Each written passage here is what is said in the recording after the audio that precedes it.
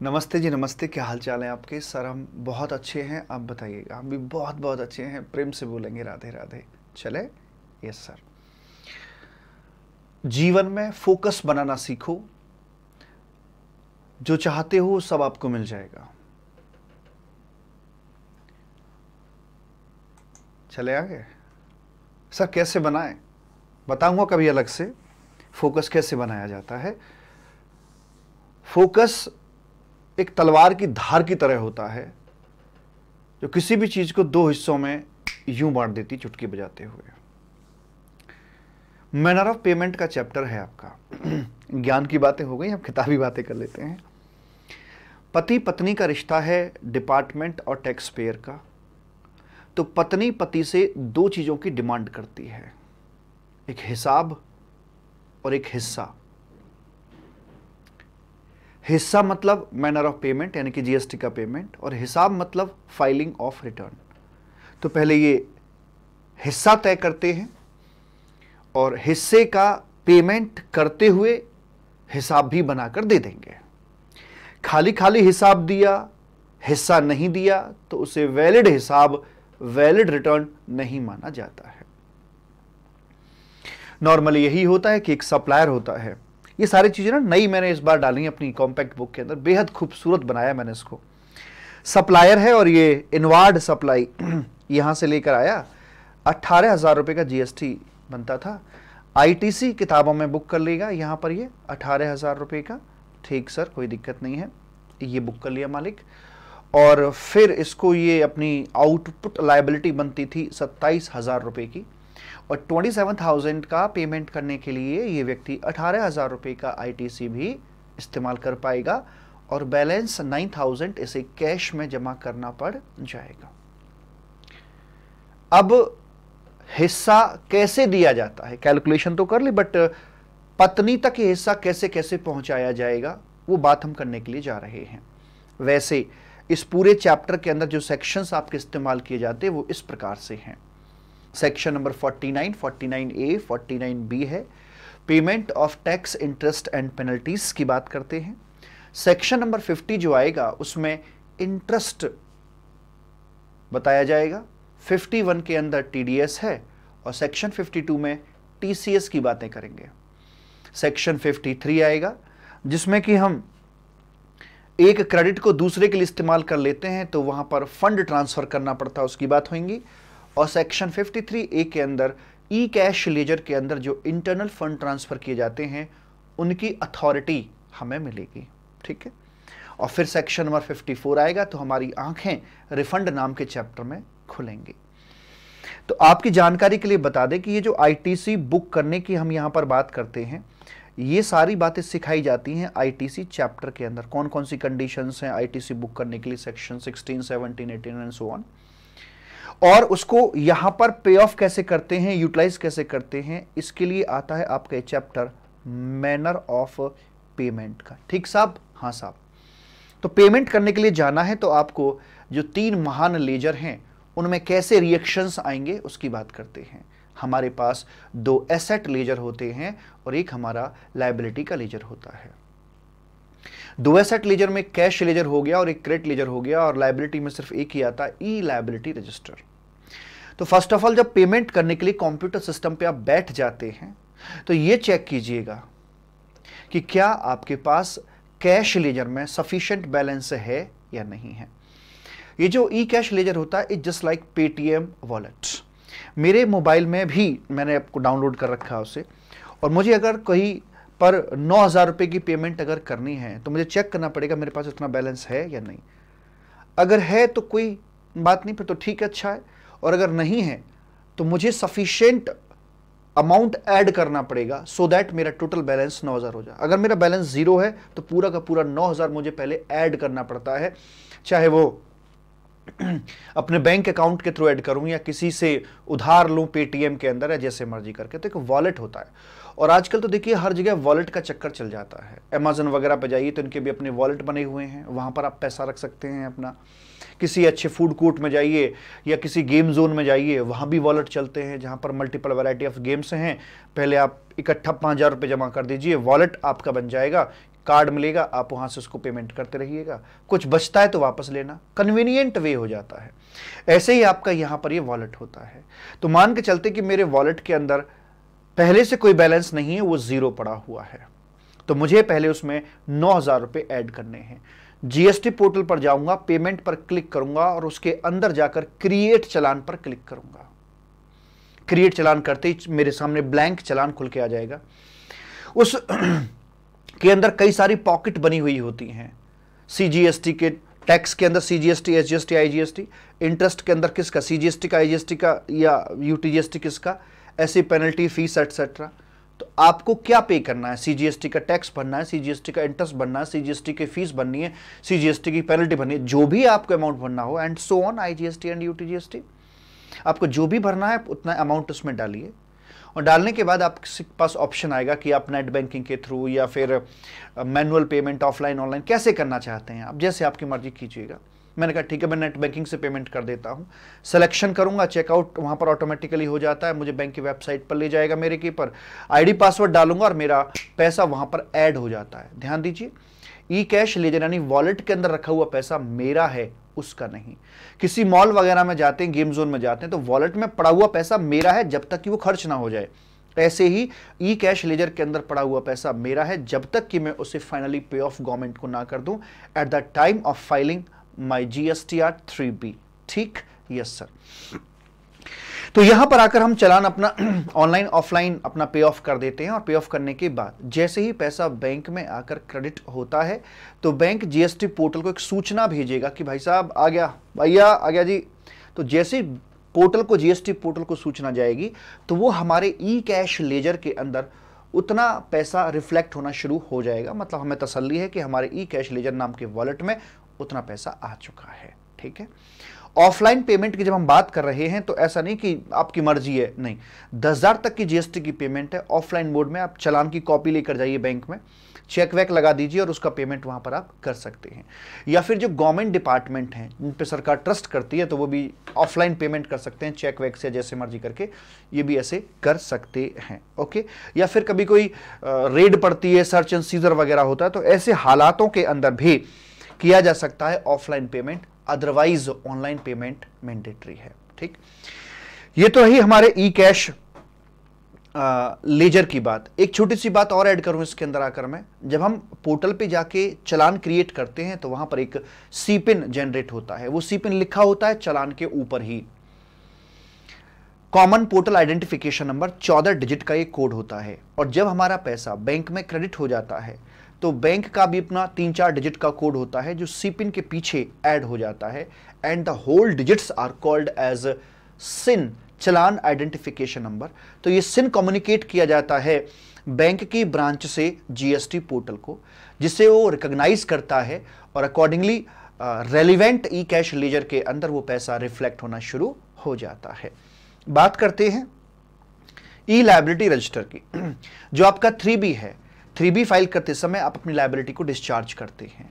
जो 2A या 2B कह सकते हो वो आपका लिंक किया हुआ है 3B से, जिसमें कि आपका जो क्रेडिट होता है वो रिफ्लेक्ट, मैं ई क्रेडिट लेजर की बात कर रहा हूं, तो वो यहां पर रिफ्लेक्ट होना शुरू हो जाता है वैसे करके।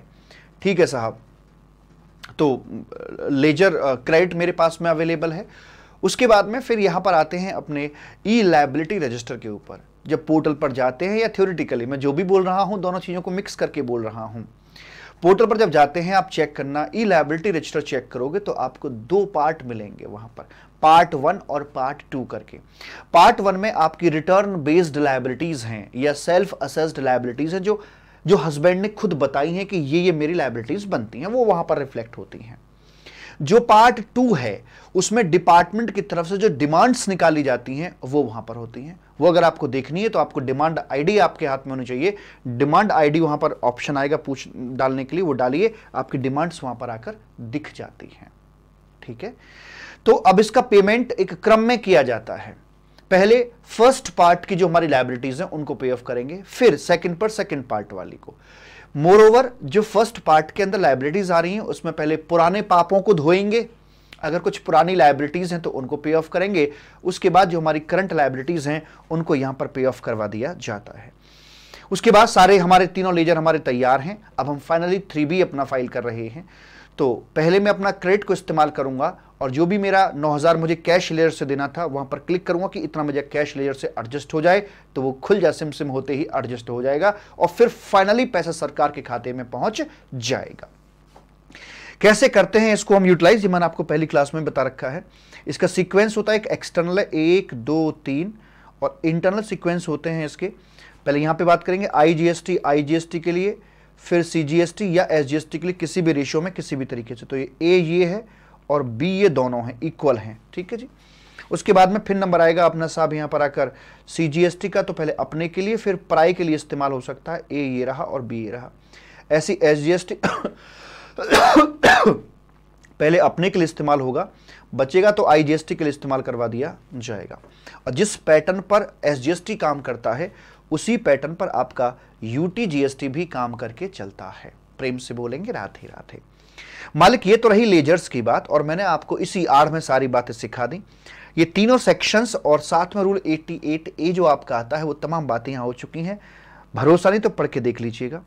यहाँ बता रहा है ई कैश लेजर के अंदर आप डिपॉजिट करते हैं, सीपिन आपका तैयार हो जाता है, पूरी प्रोसेस बता रखी है चालान को आगे पे ऑफ करने के लिए। ई लायबिलिटी रजिस्टर की सारी बातें ये आ गई, ई क्रेडिट लेजर की सारी बातें आपकी यहाँ पर ये आ गई और मैनर ऑफ यूटिलाइजेशन ये आ गया।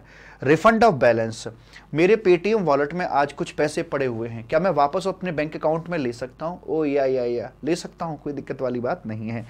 प्रिजम्पशन ऑफ पासिंग ऑन, वो ये मान के चलते हैं कि देखिए यहाँ से यहाँ एक पूरी चेन होती है साहब, इस चेन में सरकार को या तो टैक्स चाहिए या कंट्रोल चाहिए। तो इसमें कहते हैं कि भाई अगर मान लो कुछ गलती से हालांकि इस पॉइंट की जरूरत हमें पड़ती है रिफंड चैप्टर में जाके, कि अगर मान लीजिए 5% की बजाय 12% का टैक्स चार्ज हो जाता है तो ये माना जाता है कि एक्सेस 7% इसने इसको पास ऑन कर दिया, इसने इसको पास ऑन कर दिया, इसने इसको पास ऑन कर दिया, ऐसे करके पास ऑन कर देते हैं और अल्टीमेटली लोड एंड यूजर के पास चला जाता है। तभी तो ये कहा जाता है कि जब सरकार रिफंड देती है तो इस प्रिजम्पशन को धारण कर लेती है और पैसा ऑलवेज कंज्यूमर वेलफेयर फंड के अंदर ही ट्रांसफर किया जाता है। तो डेट ऑफ क्रेडिट का मतलब हो गया कि जब वो ई कैश लेजर के अंदर दिखना शुरू हो जाए वहां पर माना जाता है। टैक्स ड्यूज मतलब अपने टैक्स वाले ड्यूज हो गए, अदर ड्यूज का मतलब इंटरेस्ट पेनल्टी वगैरह यहां पर आ जाते हैं। सेक्शन नंबर 50 है इंटरेस्ट का। इंटरेस्ट को निकालते समय 3 बातों का ध्यान रखना होता है। क्या कि अमाउंट कौन सा है, नंबर 2 रेट क्या है और नंबर 3 पीरियड क्या है। जहां तक सवाल है पीरियड का, तो डेज बेसिस पर आपका इंटरेस्ट कैलकुलेट किया जाता है।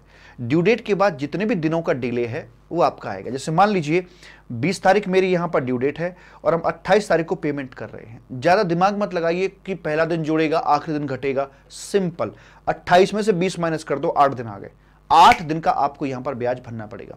सर मान लीजिए 20 तारीख को था और 20 जनवरी हमारी ड्यू डेट थी सर और हम इसे पे करते हैं 5 फरवरी को, तो ज्यादा दिमाग मत लगाओ। 31 का महीना होता है, 31 में से 20 गए तो 11 बचे, 5 दिन आगे चढ़ गए। जिस दिन हम पेमेंट कर रहे हैं उस दिन के दिन को भी शामिल किया जाता है। 5 दिन ये हो गए, 16 दिन का आपको यहां पर ब्याज देना पड़ जाएगा। डेज बेसिस पर कैलकुलेशन होगी।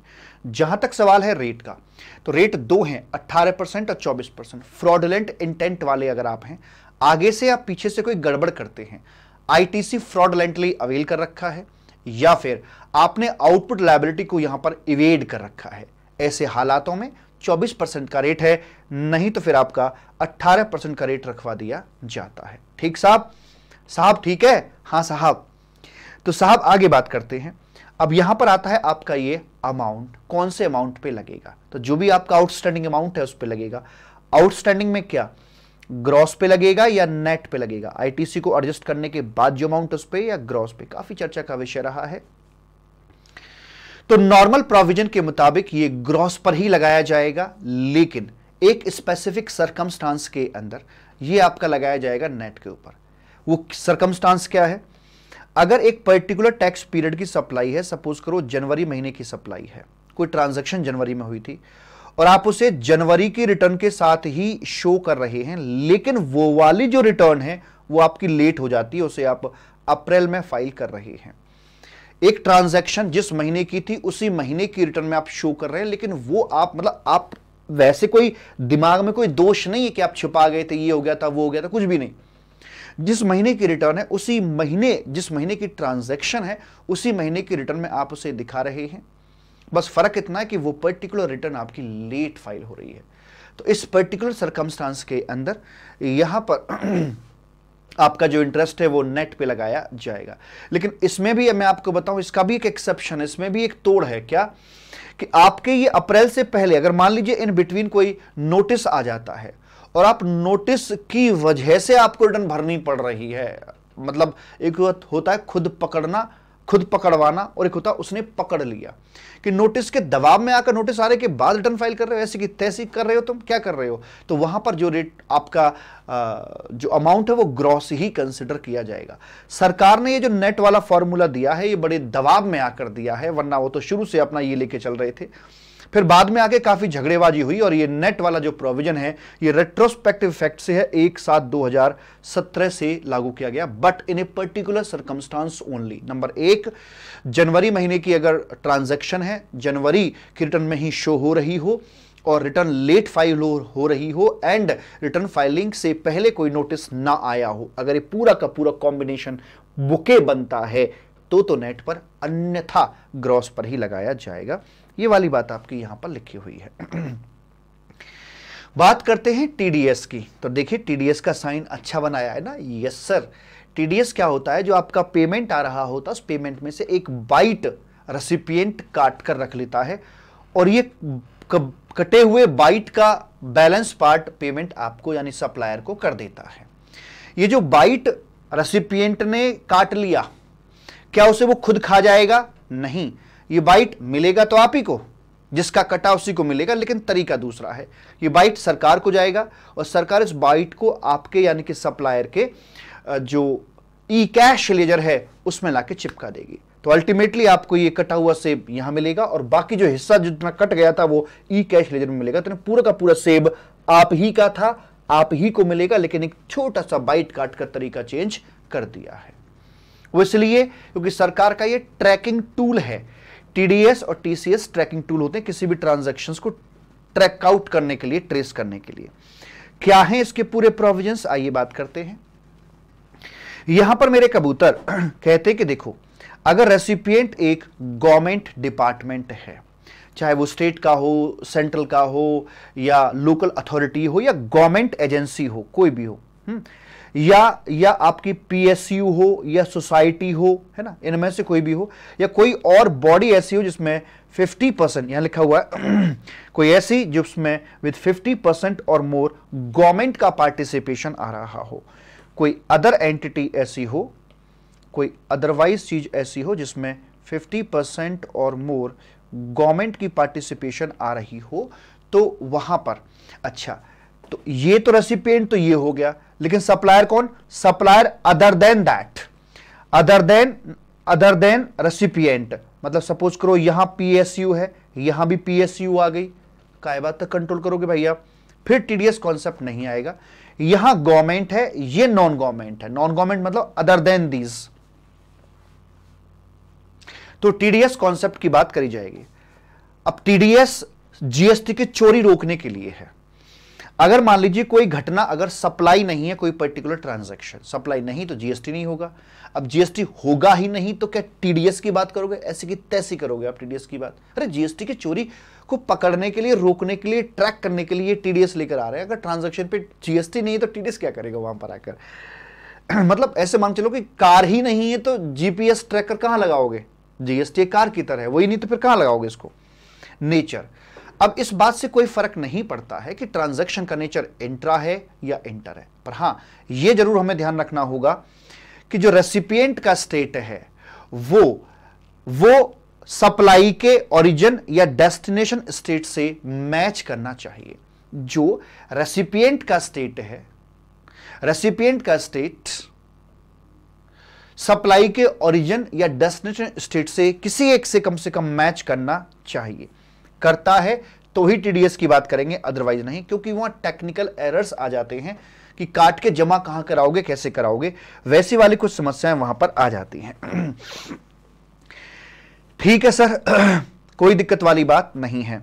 जैसे कि मैं आपको समझाना चाहूं मैं क्या कहना चाह रहा हूं, ये ओरिजिन इसका यूपी है, डेस्टिनेशन भी इसका यूपी ही है, तो यहां पे जो लगेगा वो सीजीएसटी और एसजीएसटी लगाया जाएगा। एसजीएसटी में यूपी वाला होगा, तो बिलिंग तो इसकी कर दी जाती है। अब बंदा बैठा है दिल्ली में, अब दिल्ली में बैठ के टीडीएस तो काटेगा, चलो सीजीएसटी का टीडीएस काट लेगा।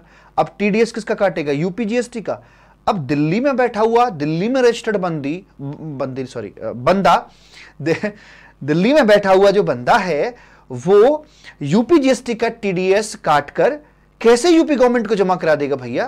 तो ये टेक्निकल ग्लिच आ जाता है। इस कारण से बोला जाता है कि रेसिपिएंट का जो स्टेट है वो डेस्टिनेशन या फिर ओरिजिन, इनमें से किसी एक से एटलीस्ट मैच करते होना चाहिए। टैक्सेबल पर्सन, देखिए चूंकि मेरा टीडीएस की हम बात कर रहे हैं तो मेरा फोकस डिडक्टर पर है, इस व्यक्ति पर है। तो मान के चलिए पोस्ट ऑफिस है, तो पोस्ट ऑफिस होने के नाते इसका एज ए टैक्स पेयर भी रजिस्ट्रेशन होगा, क्योंकि पोस्ट ऑफिस की कई सारी सर्विसेज अपने जीएसटी के दायरे में आती हैं और इनके पास एक टीडीएस डिडक्टर के रूप में भी रजिस्ट्रेशन होगा। तो 2 रजिस्ट्रेशन इनके पास में हो रखे होंगे। अगर ये पोस्ट ऑफिस की बजाय पुलिस डिपार्टमेंट होगा तो उनके पास में एज ए टैक्स पेयर तो रजिस्ट्रेशन नहीं होगा, लेकिन हाँ as a TDS deductor registration जरूर उनके पास में होगा। ठीक, तो अगर ये टैक्स पेयर की कैटेगरी में भी है तो अपना नॉर्मल तरीके से टैक्स भी भरेंगे और अपनी टैक्स पेयर के रूप में जो ऑब्लिगेशंस है उनको फुलफिल करने के बाद इनको एज ए टीडीएस डिडक्टर भी अपना काम यहां पर करना पड़ेगा। सर सप्लाई अगर एग्जेम्प्टेड है, जीएसटी नहीं है, तो क्या टीडीएस आएगा? एसटीसी में आएगा। क्या को आएगा फिर? अच्छा, कंप्यूटेशन कैसे करेंगे सर?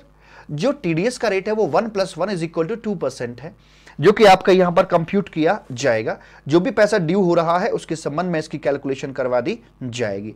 सर क्या ये 590 के हिसाब से आएगा या 5 लाख के? सब 5 लाख के हिसाब से आएगा, 590 के हिसाब से नहीं आएगा। ठीक है, असेसेबल वैल्यू जो है उसी के ऊपर इसकी कैलकुलेशन की जाती है, यानी जिस वैल्यू के ऊपर जीएसटी कंप्यूट किया जाता है उसी वाली वैल्यू पर ये टीडीएस वाला बाइट कंप्यूट किया जाएगा। आरसीएम सप्लाई हुई तो क्या फर्क पड़ता है? तब भी प्रोसीजर सेम रहेगा, तब भी वो पेमेंट में से टीडीएस को डिडक्ट करेगा, सरकार को जमा कराएगा और सप्लायर के ई कैश लेजर में वो आ जाएगा। वैसे करके बोल दिया जाता है। अगर बंदा ये रजिस्टर्ड ही ना हो तो फिर एक टेक्निकल ग्लिच आ जाती है, वो ये कि अगर ये टीडीएस काट भी ले और सरकार को जमा भी करा दे, जमा कैसे कराएगा, किस नाम से कराएगा? क्योंकि इसका तो रजिस्ट्रेशन नहीं है और सरकार भी इसके पास तो ई कैश लेजर भी नहीं है, इसको ट्रांसफर कहां करेगी? तो ऐसे हालात के अंदर फिर यहां आपका टीडीएस का कॉन्सेप्ट नहीं आएगा। टाइम ऑफ सप्लाई, देखिए जो टीडीएस और टीसीएस होते हैं ये कोई फाइनल टैक्स नहीं होते हैं, तो इनके लिए टाइम ऑफ सप्लाई वाले प्रोविजंस वगैरह अप्लाई नहीं होते। ये तो जीएसटी के लिए बने हुए हैं, ना कि टीडीएस के लिए। ठीक है जी, बाकी रिटर्न वगैरह अपनी जाएगी जीएसटीआर 7 के अंदर, वो तमाम बात यहां पर आ जाती है। ध्यान दीजिए, जो कॉन्ट्रैक्ट है, कॉन्ट्रैक्ट की वैल्यू 2.5 लाख प्लस होनी चाहिए। और ये 2.5 लाख का मतलब क्या? असेसेबल वैल्यू से है। आपको गुमराह किया जाएगा कि बच्चा वैल्यू है 2,60,000 इंक्लूसिव ऑफ 18% जीएसटी। बताइए टीडीएस लगेगा नहीं लगेगा? नहीं, क्योंकि 260 में से जैसे मैं 18% का जीएसटी हटाऊंगा वैल्यू 2.5 लाख के नीचे चली जाएगी और फिर वो जीएसटी के दायरे से बाहर निकल जाएगा। पर तुम्हारे पास इतना भी समय कहां होगा याद करने का, तो मैंने यहां पर और बातें लिखी कि देखो न्यूमेरिकल क्वेश्चन आएगा इस पर बेस्ड, और आपको ये 8 बातों को दिमाग में रख के जाना है। Number 1, supplier must be registered, non registered है और नॉन गवर्नमेंट होना चाहिए, और रेसिपिएंट आपका गवर्नमेंट होना चाहिए। सबसे महत्वपूर्ण बात, सप्लाई होनी बेहद जरूरी है। सप्लाई इंटर कैसे भी हो सकती है, बट रेसिपिएंट की लोकेशन जो है वो ओरिजिन डेस्टिनेशन से मैच करने वाली होनी चाहिए। सप्लाई आपकी एग्जेम्प्टेड नहीं होनी चाहिए। जो वैल्यू लेके चलेंगे जिसके ऊपर कैलकुलेशन होगी या जो कॉन्ट्रैक्ट की वैल्यू होगी वो आपकी असेसेबल वैल्यू वहां पर मतलब लिया जाता है। टीडीएस पेमेंट ड्यू या इनवॉइस इश्यूड जो भी है उसके ऊपर कैलकुलेट किया जाएगा और डिडक्शन के बाद रेसिपिएंट जमा कराएगा और इसके लिए जीएसटीआर 7 अपना फाइल करेगा और ये सप्लायर के जो ई कैश लेजर है उसमें दिखना शुरू हो जाएगा और उसके बाद ये इसको अपना क्रेडिट जो है ई कैश लेजर में दिखेगा और अपना नॉर्मल तरीके से इस्तेमाल कर पाएगा। तो इन बातों का आपको विशेष ध्यान रखना है while solving a question based on TDS. ठीक है, तो ये था आपका सेक्शन नंबर 51। बात करते हैं टीसीएस की, टैक्स कलेक्शन एट सोर्स। मुझे अच्छे से याद है देखो ना, मैंने बहुत सारी चीजें ऐड की हैं। इसका जो पूरा डिस्कशन है 3 पेज का है टीसीएस का, वो मैंने बुक में डाला है इस बार। अब यहां पर देखिए सीन क्या होता है, पहले मैं आपको बता दूं, ये ई कॉमर्स ऑपरेटर जो होते हैं, जहां पर ये ई कॉमर्स ऑपरेटर का सिस्टम आता है ना, वहां पर आपकी टीडीएस की बातें करी जाती हैं। लेकिन आपको बता दूं, दो चीजें बिल्कुल स्ट्रेट फॉरवर्ड बना है। एक, वो ई कॉमर्स ऑपरेटर जो कि 9(5) में फॉल करते हैं, जो ओयो था, अर्बन क्लैप था, उनके ऊपर टीसीएस का कॉन्सेप्ट लागू नहीं होगा, क्योंकि भाई सरकार टीसीएस कॉन्सेप्ट लाई है चीजों को कंट्रोल करने के लिए। और 9(5) के अंदर ये जो व्यक्ति होता है, जो इससे जुड़े हुए ई कॉमर्स ऑपरेटर से जुड़े हुए जो ढेरों लोग हैं, इनका याद कीजिए, सेक्शन 24 में मैंडेटरी रजिस्ट्रेशन करवाया गया था। नंबर दो कि ये इतने सारे होते हैं संख्या में कि सरकार इनके थ्रू जो ट्रांजैक्शंस हुई उनको मैनेज करना चाहती है। लेकिन 9(5) के अंदर तो सीधा इसी को पकड़ लिया जाता है, ई कॉमर्स ऑपरेटर को, कि तू सतरंगी रे, तुम्हें जीएसटी का पेमेंट करना पड़ेगा। तो इसलिए फिर उसकी यहां पर कोई बात नहीं करी जाती, वो पहले से ही 9(5) के अंदर ऑलरेडी कंट्रोल कर दिया है ई कॉमर्स ऑपरेटर को पकड़ के। तो इसलिए यहां पर वहां टीसीएस कॉन्सेप्ट लागू नहीं होगा। दूसरा, अगर जो पेमेंट है, या ये कहूं कि only order not payment processed through E commerce operator है, वो सिर्फ ऑर्डर प्रोक्योर करने के लिए, आपके लिए पेमेंट उसके थ्रू प्रोसेस नहीं हो रहा है, तो भी टीसीएस का कॉन्सेप्ट लागू नहीं होगा। दो बातों का विशेष ध्यान रखा जाए। ठीक, यहां पर पूरा सिस्टम यही होता है कि ये हो गया साहब आपका अम्माजान अमेज़न, उसके बाद ये वेंडर है जो इससे कनेक्टेड है, इस पर लिस्ट करा रखा है इसने अपने आप को। ये एक बंदा है हैदराबाद के अंदर, मिस्टर वाई है, और इस प्रकार से बातें की जा रही है। तो इसने यहां अमेज़न पर जाकर एक ऑर्डर प्लेस कर दिया है। शूज परचेज करने थे, 10,000 प्लस 1,800, 11,800 रुपए के शूज थे। इन्होंने ऑर्डर आगे फॉरवर्ड करते हैं, और जो इनका पेमेंट होता है वो जनरली 15 दिन के अंतराल पर इनका सेटल किया जाता है, और अपने इस काम के लिए ये 20% का कमीशन लेकर चलता है ई कॉमर्स ऑपरेटर, राइट, और अपना पेमेंट काट के बाकी जो बैलेंस पेमेंट है इनको यहां पर कर देता है। ओके सर जी, कोनो दिक्कत वाली बात नहीं है। अब चूंकि नोट मैंने ऊपर लिख दिया तो यहां लिखने की आवश्यकता नहीं है। नीचे लिखा है only orders are processed not payment, then TCS concept will not be applicable. Okay, अब यहां पर मुझे एक बात बताइएगा, ट्रांजैक्शन कितनी दिख रही है आपको? सर एक ट्रांजैक्शन तो ये है, और एक ट्रांजैक्शन हमारी ये दिख रही है। पहली ट्रांजैक्शन में सप्लायर ये आदमी है और रेसिपिएंट ये हो जाता है। ओके जी। दूसरी ट्रांजैक्शन में सप्लायर आदमी ये है और रेसिपिएंट आदमी ये है। तो यहां से यहां को जो बिलिंग आएगी एक्स के पास में, उसका ये आईटीसी वगैरह भी बुक करके चलेगा। अगर मैं पहली ट्रांजैक्शन को लिंक करके देखूं तो बताइए, यहां गुड्स की बात कर रही है, सर्विस की बात कर रहे हैं। यहां से गुड्स सप्लाई किया जाएगा, इनवॉइसिंग अपने ही देगा और गुड्स आगे फॉरवर्ड हो जाता है। सर यहां गुड्स की बात कर रहे हैं, सप्लाई भी है, और ये ट्रांजैक्शन इंटर स्टेट है सेक्शन 10 आईजीएसटी के मुताबिक, और टैक्सेबल पर्सन यही बनेगा। नॉर्मल तरीके से जीएसटी कैलकुलेट किया जाएगा और ये बंदा अपना जीएसटी का पेमेंट सरकार को कर देगा। आप देख सकते हैं अगले पेज पर मैंने पूरी इसका बारे में बता रखा है कि यहां पर आकर सप्लायर कौन है, रेसिपिएंट कौन है। ट्रांजैक्शन 1 की बात कर रहे हैं, यहां पर शूज की सप्लाई की जा रही है, सप्लाई है, ओरिजिन डेस्टिनेशन की बात हो गई, इंटरस्टेट है, टैक्सेबल पर्सन मिस्टर एक्स है, मैंडेटरी रजिस्ट्रेशन है, कोई एग्जम्पशन नहीं है। कंप्यूटेशन थोड़ा करेक्शन करना, 10,000 plus 18 into 18% is equal to 1,800 रुपए। 1,800 रुपए यहां पर आ जाएंगे। एनसीएम लगेगा, time of supply, invoice date निकल के आएगी, और इनवॉइस ऐसे इशू कर देगा 10,000, 1,800 टोटल इतना आया। आउटपुट जीएसटी लायबिलिटी इतनी बनती थी। ये 360 का आईटीसी कहां से आया अभी बात करूंगा। ट्रांजैक्शन 2 जो हुई है वहां ई कॉमर्स ऑपरेटर से जो इनवॉइस आएगा उसका क्रेडिट यहां पर ले लेगा और नेट लायबिलिटी ये अपनी यहां पर पे कर देता है। तो ये तो बड़ी आसान सी बात रही ट्रांजैक्शन 1 को लेकर। अब बात करते हैं ट्रांजैक्शन 2 को लेकर। तो ट्रांजैक्शन 2 में सप्लायर ये है, तो यहां पर जो हम बात कर रहे हैं ये एक सर्विस की बात की जा रही है भाई साहब, क्योंकि कमीशन जो ले रहा है एक प्रकार की सर्विस है। सर्विस भी है, क्या सप्लाई भी है? हाँ सप्लाई भी है। इंटर है या इंट्रा है? सर ये भी दिल्ली में और ये भी दिल्ली में, इंट्रा है। टैक्सेबल पर्सन कौन बनेगा? अब देखिए जो 10,000 आपका ये अमाउंट था, इसका 20% निकालते हैं तो ये आता मेरा 2,000 रुपए। तो 2,000 रुपए मेरा जो जीएसटी बनता है वो 360 रुपए का बनता है। 180 प्लस 180, 360 का जीएसटी यहां पर बन जाता है। तो ये taxable person e commerce operator ही बनेगा, एग्जम्पशन कोई है नहीं, नॉर्मल तरीके से ये अपना टैक्स भर देगा, इनवॉइस इसको रेज कर देगा। अब इसमें टीसीएस की बात कहां निकल के आती है, अब वो मैंने आपको बताना है। यहां तक तो सारा नॉर्मल केस समझ में आ गया आपको? Yes sir.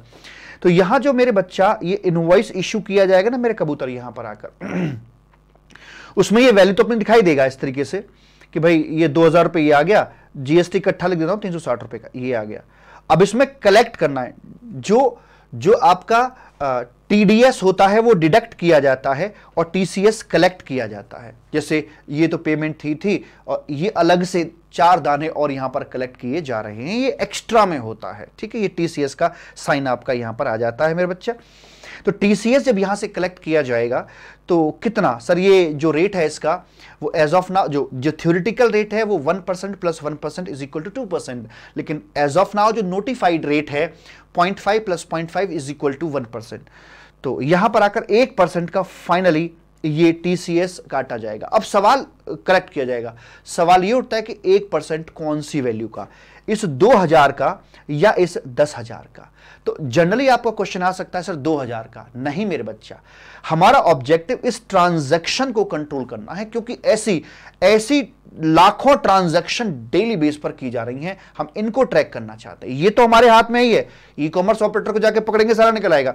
ये ट्रांजैक्शन हमको कंट्रोल करनी थी, तो इस ट्रांजैक्शन की जो वैल्यू थी 10,000 रुपीज, इसका 1% हमें यहां पर कलेक्ट करना होगा, यानी कि 100 रुपए कलेक्ट करने होंगे मोर ओवर। अब ये ट्रांजैक्शन जो ट्रांजैक्शन 2 है ये तो आपकी यहां पर है इंट्रा स्टेट, राइट, लेकिन ये ट्रांजैक्शन आपकी इंटर स्टेट है। तो जो मैं टीसीएस कलेक्ट करूं किस नाम से, आईजीएसटी के नाम से कलेक्ट करूं, सीजीएसटी, एसजीएसटी, क्योंकि इसको देखोगे तो इसके हिसाब से तो सीजीएसटी एसजीएसटी के रूप में आएगा 0.5 यहां सर मेरा ऑब्जेक्टिव इसे कंट्रोल करना है।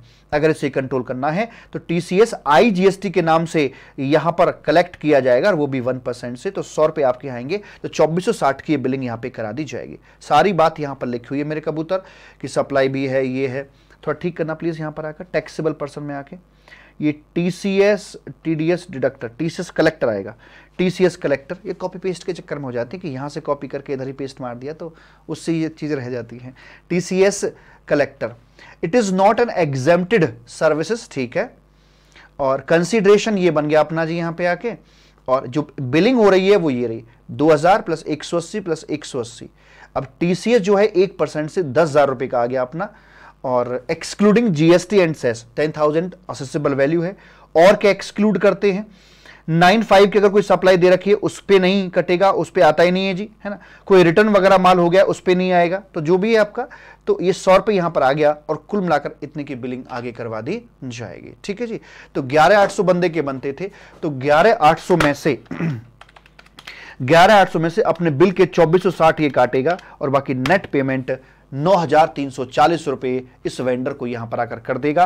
और जो 100 रुपए हैं ये भी घूमकर वेंडर के पास में आ जाएंगे, तो इनके पास कुल मिलाकर फिर जो आएगा पैसा निकल के आएगा मेरे बच्चा 9,000 कितना 340 था ना, 9,340 प्लस 100 रुपए ये, तो 9,400 कितना था वो, 11,800 माइनस 2,460, तो 9,340 था, 100 रुपए और बढ़ जाएंगे इसके, तो 9,440 रुपए यहां पर आकर हो जाएंगे। यही है आपका टीसीएस का कॉन्सेप्ट। तो सारी जो जान है उसकी बाद में निकल के आती है, जहां पर हम ऐसी बात करते हैं। दूसरा, टीसीएस का पेमेंट वही अगले महीने की 10 तारीख तक आप यहां पर करके चलेंगे, और उसके ई कैश लेजर में पैसा पहुंच जाएगा। रिटर्न वगैरह फाइल करके चलनी है आपको, वही इसमें जीएसटीआर जो अपना 8 होता है उसके अंदर रिटर्न जाती है। एक एनुअल स्टेटमेंट जीएसटीआर 9B के अंदर भी इसका यहां पर जाएगा। तो ये तो नॉर्मल जा रही है अमेजॉन की अपनी, जो अपने एज ए टैक्स पेयर, क्योंकि यहाँ ई कॉमर्स ऑपरेटर के पास भी तो 2 रजिस्ट्रेशन होंगे ना, एक in the capacity of A tax pair क्योंकि अपना कमीशन पे जीएसटी भरना है, दूसरा in the capacity of A TCS collector, तो उसको अपने एज ए टैक्स पेयर तो ये फॉर्मेलिटीज पूरी करनी है, और टीसीएस कलेक्टर के रूप में उसे ये फॉर्मेलिटीज पूरी करनी है। टीसीएस जमा कराना अगले महीने की 10 तारीख को, और 9B के अंदर एनुअल स्टेटमेंट इसका यहां पर जाएगा, जीएसटीआर 8 के अंदर रिटर्न जाएगी, और कुछ अपना मान लीजिए आगे चल के कोई निकल के आता उल्टा पुल्टा, तो उसमें रिटर्न वगैरह की स्क्रूटनी हो सकती है, देखा जा सकता है, और 25,000 तक की पेनल्टी भी यहां पर लगाई जा सकती है। एक डिफरेंशियल टेबल बनाई है मैंने, मतलब एक कंपैरेटिव टेबल कह सकते हैं, सेक्शन 51 टीडीएस और टीसीएस के अंदर। तो टीडीएस होता है, टीसीएस होता है, एक डिडक्ट किया जाता है, एक कलेक्ट किया जाता है। दोनों के अंदर क्या है, सप्लायर अदर देन गवर्नमेंट है और रेसिपिएंट गवर्नमेंट, तो टीडीएस की बात करेंगे। यहां सप्लायर ई कॉमर्स ऑपरेटर है और रेसिपिएंट वो है जो इसके थ्रू माल सप्लाई करते हैं। यहां एक नंबर ऑफ ट्रांजैक्शन इन्वॉल्व एक ही होती है, लेकिन यहां पर ट्राई पार्टी कॉन्सेप्ट बनता है तो नंबर ऑफ ट्रांजैक्शन 2 इन्वॉल्व हो जाती हैं। रेट यहां पर टीडीएस के ये रहे और टीसीएस के रेट अपने ये रहे। जीएसटीआर 7 में रिटर्न जाएगी, यहां 8 में जाती है। एनुअल स्टेटमेंट नहीं जाना जबकि यहां पर जाना होता है। और लेट पेमेंट ऑफ टीडीएस पर 18% का ब्याज है, ये टीसीएस करना, और इधर लेट पेमेंट ऑफ टीसीएस पर भी आपका 18% का ब्याज लगवाया जाता है। तो ये था आपका सेक्शन नंबर 52 करके मेरे कबूतर। ठीक सर, यहां तक कोई दिक्कत नहीं है।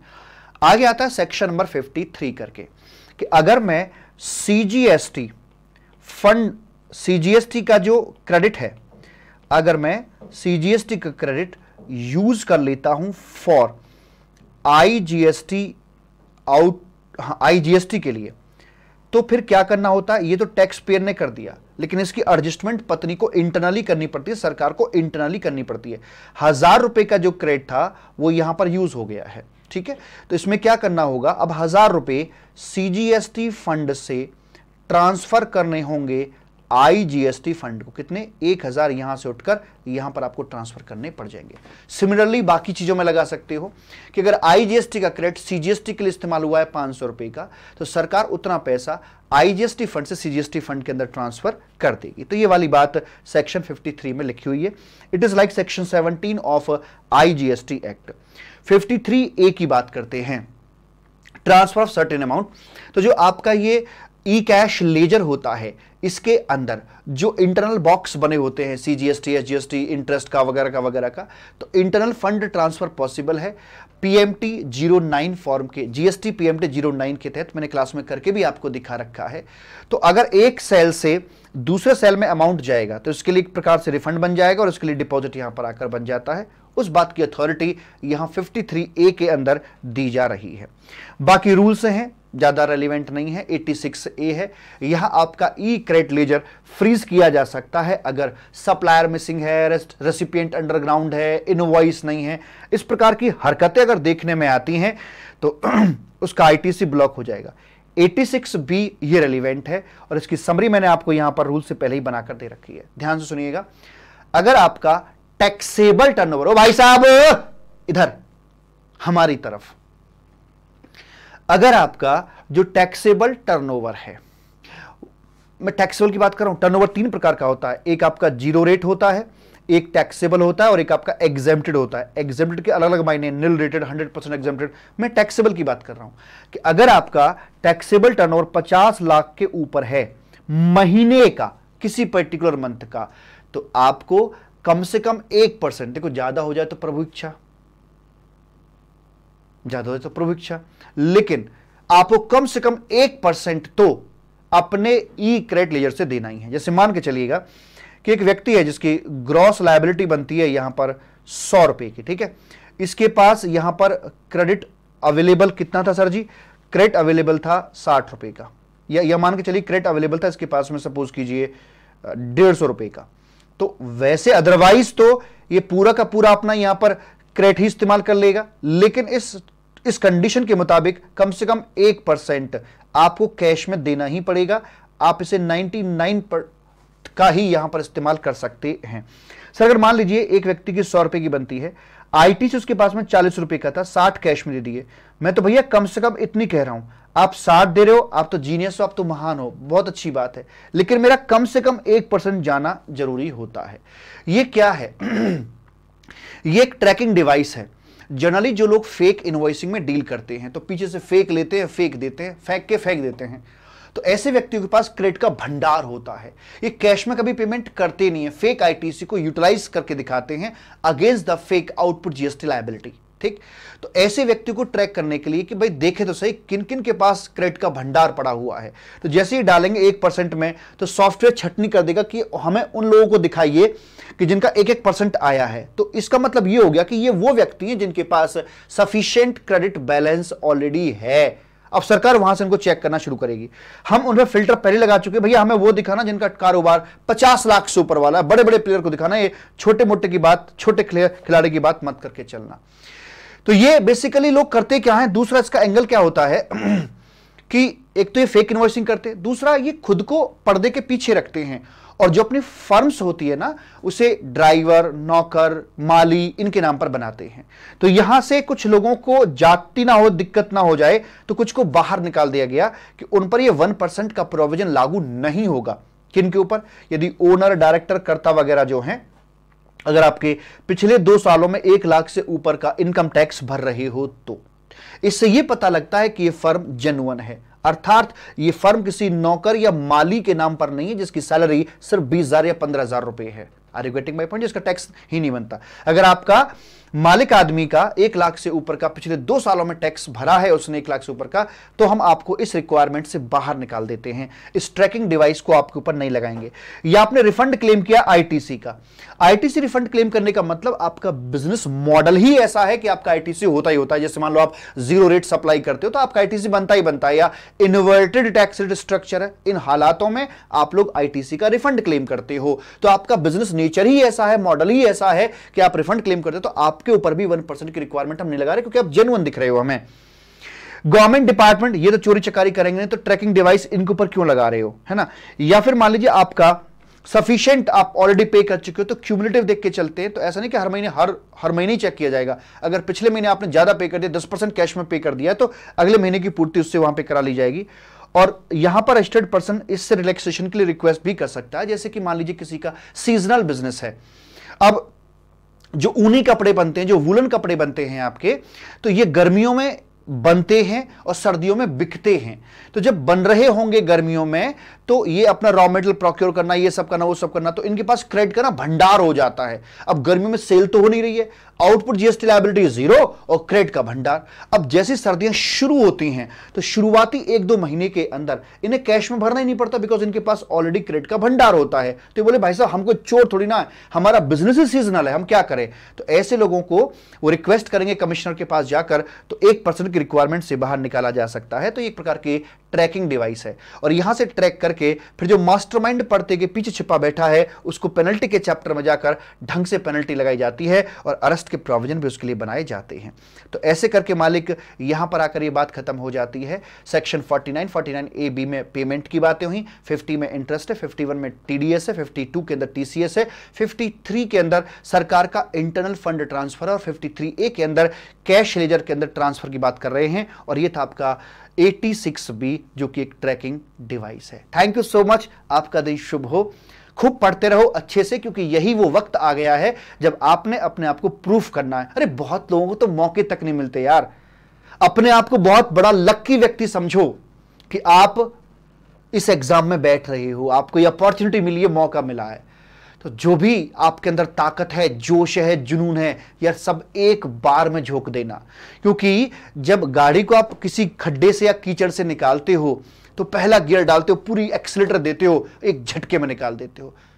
अगर गाड़ी बीच में फंस जाती है ना, तो फिर एफर्ट्स कहीं ज्यादा मारने पड़ते हैं, क्योंकि पहिया स्लिप होना शुरू हो जाता है। तो आपकी पकड़ मजबूत होनी चाहिए, टायर आपके नए होने चाहिए, स्लिप नहीं होने चाहिए। जो भी है हल्के में मत लेना, पूरा एक्सीलरेटर दबा दो, जितनी ताकत है सारी झोंक दो and go for it. Crack the exam, और जल्द से जल्द अपने नाम से पहले सीए लिखवाओ, और जब सीए बन जाओ तो उगते हुए सूरज को देखना और कहना कि हाँ आज मैं एक चार्टर्ड अकाउंटेंट हूं। ऐसे करके मेरे बच्चा, और मुझे फोन भी जरूर करना। Thank you so much, wish you all the very best. Radha Rani कृपा आपके ऊपर सदा सदा यूं ही बनी रहे। इन्हीं कामनाओं के साथ हम आपसे लेते हैं विदा। बाय, टाटा and love you, bye bye.